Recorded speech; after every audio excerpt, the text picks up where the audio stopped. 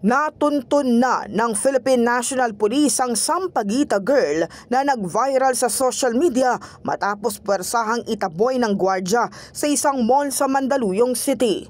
Ayon sa Mandaluyong City Police, nakausap na nila ang vendor na napag-alaman nilang totoong estudyante at hindi miyembro ng sindikato. 18 taong gulang na umano ang babae at isang scholar ng private institution. Paggabi po, na-locate namin at na-identify po yung bata. Pero ika-clarify lang po namin na hindi na po siya minor. Siya po ay isang 18 years old na babae at kasalukuyan po, lehitimo po na siya ay isang estudyante sa isang private school. Pinuntahan po talaga namin sa bahay at hindi po totoo na sila ay isang miyembro ng sindikato na nagbebenta at namabalimos in the general areas of NCR. Nagtitinda umano ito ng Sampaguita para pantulong sa pamilya, lalo't kade-demolish lang ng kanilang bahay sa Quezon City.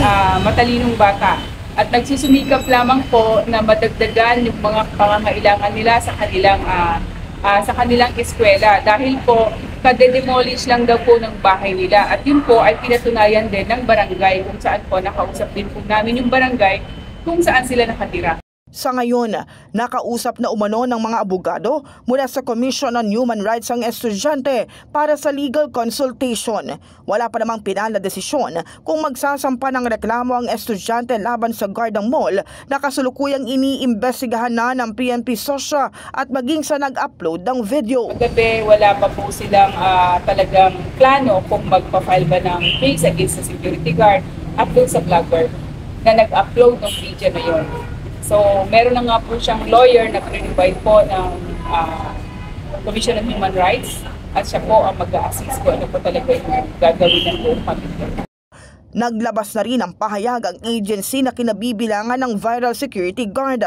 Sa pamamagitan ng Facebook post, ipinaabot nila ang paghingi ng paumanhin sa nangyaring insidente. Bagamat hindi nilinaw ang magiging estado ng controversial na security guard, siniguro naman itong mananatili pa rin daw silang magpapaalala sa kanilang mga empleyado ng kaputihang asal at professionalism sa kanilang trabaho. In the heart of changing lives, ito si Brigada Kath Austria ng 105.1 Brigada News sa FM Manila, the Music News Authority.